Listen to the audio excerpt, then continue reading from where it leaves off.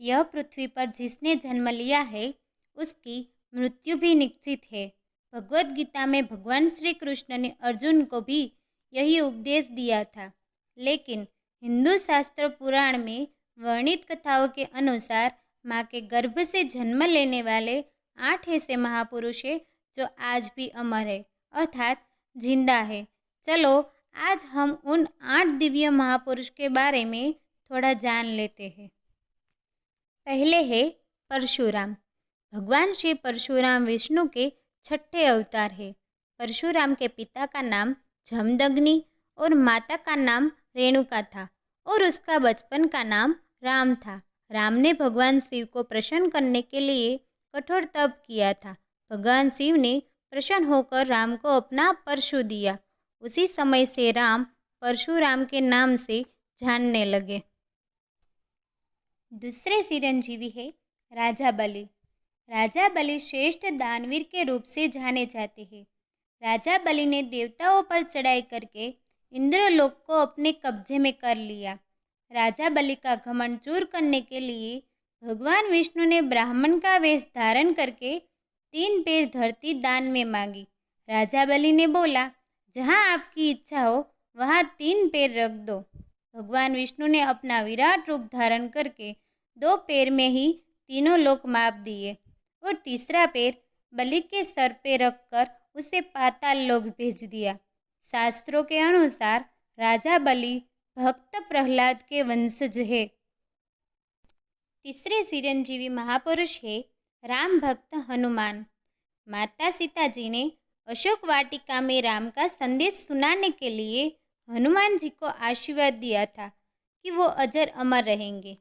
महाभारत काल में भी हनुमान जी अर्जुन के रथ में लगे ध्वज में विराजमान है। आज के कलयुग में हनुमान जी के जीवित रहने के प्रमाण कहीं ना कहीं मिलते रहते हैं। चौथे चिरंजीवी महापुरुष है लंकाधिपति महाराज विभीषण।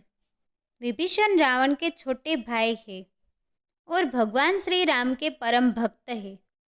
जब रावण ने माता सीता का हरण किया था तब विभीषण ने रावण को बहुत समझाया था कि वो राम से शत्रुता नहीं करे।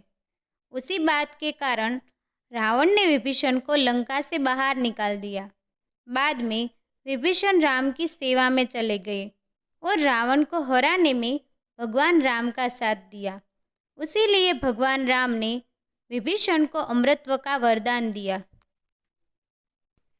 5वें चिरंजीवी है ऋषि व्यास।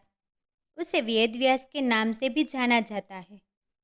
भगवान वेद व्यास ने 4 वेद ऋग्वेद, सामवेद, अथर्ववेद, यजुर्वेद, सभी 18 पुराण, महाभारत और श्रीमद् भागवत पुराण की रचना की थी।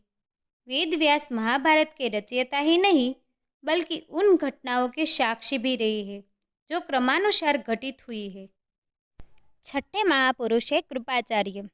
महाभारत के अनुसार कृपाचार्य कौरवों और पांडवों के कुलगुरु थे और वो ऋषि गौतम के पुत्र थे। कुरुक्षेत्र के युद्ध में वो कौरव के साथ थे और नष्ट हो जाने के बाद वो पांडवों के पास आ गए। भागवत के अनुसार श्रावणी मनु के समय कृपाचार्य की गणना सप्त ऋषियों में होती है। 7वें चिरंजीवी है अश्वत्थामा। अश्वत्थामा गुरु द्रोणाचार्य के पुत्र है। द्वापर युग में जब कौरवों और पांडवों के बीच युद्ध हुआ था तब अश्वत्थामा ने कौरवों का साथ दिया था। धर्मग्रंथों के अनुसार भगवान श्री कृष्ण ने ब्रह्मास्त्र चलाने के कारण अश्वत्थामा को चिरन काल तक पृथ्वी पर भटकते रहने का श्राप दिया। 8वें चिरंजीवी महापुरुष है ऋषि मार्कंडेय। ऋषि मार्कंडेय भगवान शिव जी के परम भक्त थे। उन्होंने कठोर तपस्या करके भगवान शिव को प्रसन्न किया और महामृत्युंजय मंत्र को सिद्ध किया। महामृत्युंजय मंत्र का जाप मौत को दूर भगाने के लिए किया जाता है और इसी तरह ऋषि मार्कंडेय 8वें चिरंजीवी महापुरुष बने।